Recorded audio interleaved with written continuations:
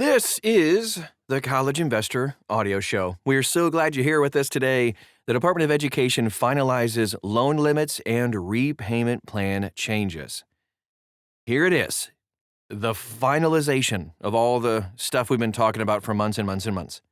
It is today's show. Before we get to it, you can always dive deeper into every topic we talk about on the podcast. Just go to thecollegeinvestor.com, type in the title of the podcast right into the search bar. You'll find the article. You can also like, follow, and all the things on social media. Just search for the College Investor. You'll find us pretty much anywhere you are. All right, let's get to it. The U.S. Department of Education published its final rule implementing the student loan provisions of the Working Families Tax Cuts Act, ending Grad Plus for new borrowers, capping Parent Plus for the first time, narrowing the definition of professional student, and consolidating the federal repayment system into two plans for new borrowers. Lot of stuff. Most provisions take effect July 1st of 26 with rehabilitation and deferment changes following on July 1st of 27 and the legacy income-contingent plans fully sunsetting. We'll see on July 1st, 2028. The 647-page rule. It's just one rule? You can find the PDF file if you want. It's such riveting reading at thecollegeinvestor.com. We're going to summarize it. Follows a negotiated rule-making process that opened in late 2025 and drew more than 80,000 public comments. The department says the package will save taxpayers $409 billion and reduce student debt by $224 billion by curbing over-borrowing. New borrowing limits take effect in a few short weeks, July 1st, 2026. Federal student loan borrowing will operate under annual and lifetime limits for the first time across every type of loan. Grad students may borrow up to $20,500 per year with a $100,000 aggregate cap. Students enrolled in qualifying professional programs, which you can find links to all of this stuff to make sure, like if you have to borrow for one of these programs, that you're going to be covered. You can borrow up to $50,000 or $200K is the aggregate cap. Parent Plus borrowers face the new $20K annual cap and $65,000 lifetime cap. Per dependent, by the way. Most borrowers who take out a loan on or after July 1st are also subject to a $257,000 lifetime aggregate cap across all federal student loans. Parent Plus loans are excluded from that lifetime number. Grad Plus loans do count toward it. The Grad Plus program itself is closed to new borrowers. An interim exception preserves access for students that are already enrolled in a program before July 1st who have already received a loan for that program. You're good. They're not going to go, just kidding, here, give us back. Those borrowers may keep the prior limits for the lesser of 3 years or their expected time to credential, provided they remain continuously enrolled. Withdrawing or breaking enrollment forfeits the exception. Institutions also gain new authority to set lower loan limit caps. Schools actually can set their own caps below the federal limits as long as those caps apply consistently to every student in the program. The department also requires schools to apply a schedule of reductions for students enrolled less than full-time. Okay, now let's dive into this professional versus graduate student thing. The higher $50,000 annual cap applies only to programs that meet the rule's stricter professional student definition. 11 core fields qualify automatically: law, medicine, pharmacy, dentistry, veterinary medicine, optometry, pediatric medicine, clinical psychology, chiropractic, theology, or divinity. Other programs have to satisfy a 4-part test. Let's do this real quick. The first part, completion of academic requirements for beginning practice plus skill beyond a bachelor's degree. 2, generally doctoral level coursework spanning at least 6 academic years with at least 2 post-baccalaureate. The third part, a general professional licensure requirement. And 4, placement within the same 4-digit classification of instructional programs, intermediate group as one of the 11 core fields.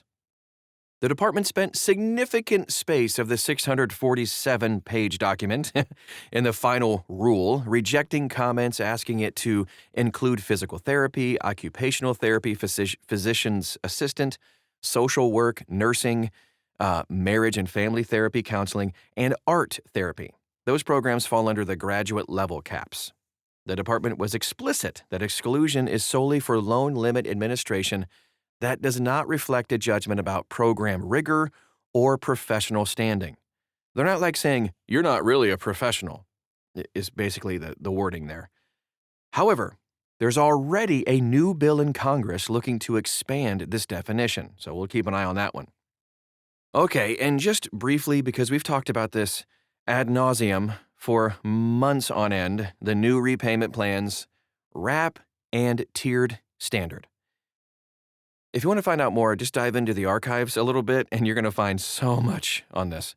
For loans made on or after July 1st of 26, borrowers must choose between two plans. The tiered standard plan provides fixed monthly payments over a 10, 15, 20, or even a 25-year based on balance.